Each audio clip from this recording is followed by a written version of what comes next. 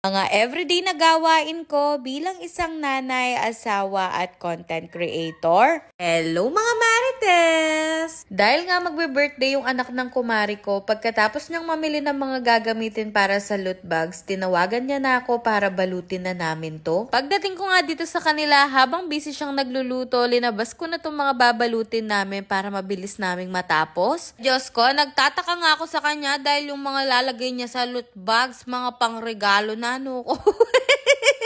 O dahil nga pala desisyon at pakialamera ko, sabi ko sa kanya, yung mga candies na lang yung ibalot namin sa loot bags at yung mga laruang binili niya, ipapagames na lang namin sa mismong birthday. O diba? Parang ako yung nanay ng magbe-birthday. Nagdesisyon akong mag-isa ko.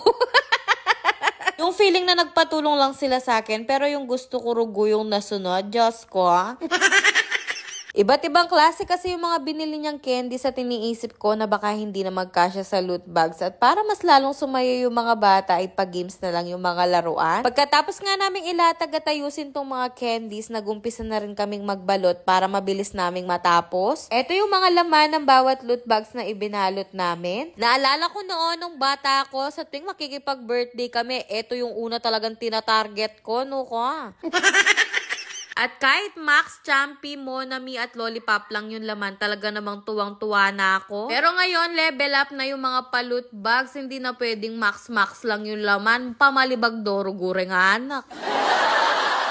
Ang iba nga na medyo nakaka-LL, puro mga imported chocolates yung linalagay. Pero kung saktuan lang naman yung mga budget, pwede na yung mga ganito at mapapasaya mo na yung mga bata. Speaking of mga bata, hindi pa man namin nakakalati yung pagbabalot ng loot bags, no? Ko isa-isa nang binuksan yung mga laruan at candy. Rugo, lahat pa mo na mga binabalot namin, gusto nila. Kobi, sabi ay minalarugo kaya kayo. Inuko, pag may anak ka na talaga, pahabaan lang talaga ng pasensya. Inuko, kung nasa bahay lang ako nito, mayari na balatingan na ako. Katapos nga namin balutin lahat ng mga loot bags, isa-isa ko na linagay dito sa box para maitabi namin at rugo, baka maubos pa ng mga bata. Ay nuko, baka hindi pa man nag-uumpisa yung birthday, wala nang laman yung mga loot bags. Fast forward, makalipas ang isang kabanata, eto na nga yung mismong birthday ni Baby Hailey. Nuko, pagdating ko nga dito sa mismong birthday, nagpunta agad ako dito sa catering. Kung hindi pa man nag-uumpisa yung birthday, gutom na ako, rugo.